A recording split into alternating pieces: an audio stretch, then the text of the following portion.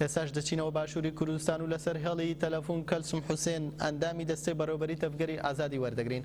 بەڕێز کەلسوم ئەم کاتت باش؟ هەموو کاتت باش. بەڕێز کەلسوم کۆنفرانسەکە چۆن بەڕێوە چوو؟ بەڵێ دیارە ئەمڕۆ کۆنفرانسی هەرێمی شارە زوور بەستە. هەرێمی شارە زوور لە دەربەنی خان و پێنجوێن و هەڵەبجەی تازە عەربەت بەرزنجە لەمانە پێک هاتبوو لەم شار و شارچکە و ناحیانە وەلای هەموو گوندەکانی ئەو ناوەشی لە سەراوانی کە سەر بە ئەم قەزا و ناحیانن لە هەمان کاتاوە پارێزگاوە هەورامان بڕیار بوو سەعات 9 سەر لە بەیانی ئەمڕۆ کۆنفرانس دەست پێ بکە، بەڵام بەداخەوە بە بۆنەی ڕانی کارەباوە هەتاوەکو دە بۆ دە اینجا توانیمان دەست بە کۆنفرانس بکەین. بەڵێ و ڕێژەی بەزداربووان دیارە بڕیار بوو کە 150 کەس بەزداری کۆنفرانس بێ، بەڵام بەداخەوە بەهۆی هەندێک کێشە و کێشەی شەخصیان با بڵێن هەندێک کێشەی تریش گشتی دیار نییە، هەندێکی بە بۆنەی ئەو ترسەی کە هەیەە هەندێکیش نانتوانانی ئامادە بن ئەوانەی کە وەک میوانن توانرا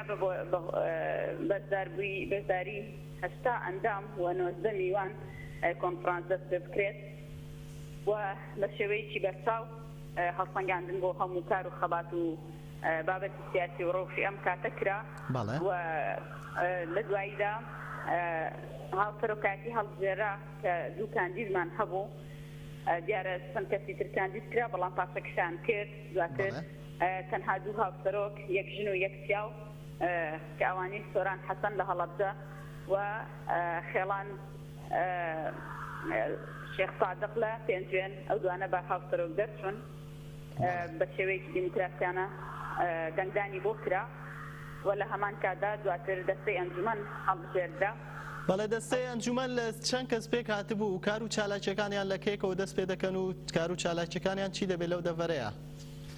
بەڵێ دیارە ئەوانیش لە 33 کاندیدمان هەبوو، بەڵام 27 کاندید پێویست بۆ هەرێمەکان بۆ بە پێی شارەکان یان با بڵێن بە پێی ئەنجومەنەکان کە ئەویش هەڵەبجە پێویستی بە 7 کاندید هەبوو و پێنجوێن پێویستی بە 5 هەبوو، دەربەندی خان 5 و بەرزنجە و عەربەت 2 کاندیدی پێویست بوو.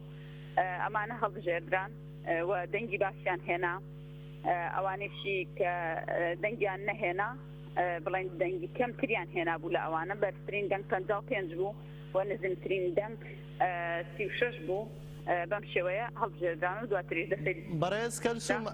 بەڕێز کەرسومایە لە کۆنفرانسەکەدا کەسانی تازە یاخود ئەو کەسانی کە بەشدار بوون گەنجی تەیە دەموچاوی تازە هاتووتە ناو تەفگەرەوە یاخود بەشداربوونی ڕێژەی گەنجان لەو دەڤەرەیە چۆنە بینن؟ بەڵێ بێگومان کەسی زۆر یعنی ئەندامی تازە بەشدار بوون و لە هەمان کاتا جگەل لە ئەندام هەندێکی لەوانە ئەتوانین بڵێن پێشتر وڵات پارێز بوون یان دۆستی تەفگەر بوون، بەڵام لەم کاتەدا وەک ئەندام وەک ئەنجومەن جێگەیان گرت لە ئەنجومەنی شارە زووردا. ئەمجارەیان وەک ئێستا وەک دەستەی بەڕێوەبەرایەتی ئەنجومەن جێگەیان گرتووە وەک ئەنجومەنی هەرێمەکان و گەنجیش بەڵێ بە هەمان شێوە گەنجیشی تیا بوو.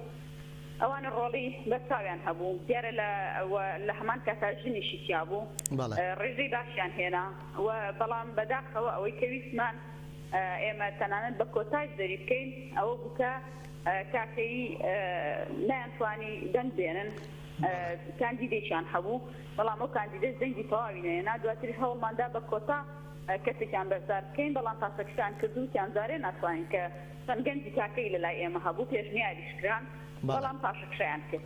بەڵێ زۆر سوپاس بۆ کەلسوم حوسێن ئەندامی دەستەی بەڕێوەبەری تەفگەری ئازادی، کاتێکی باش بۆ بەڕێستان. زۆر سوپاس بۆ ئێوە.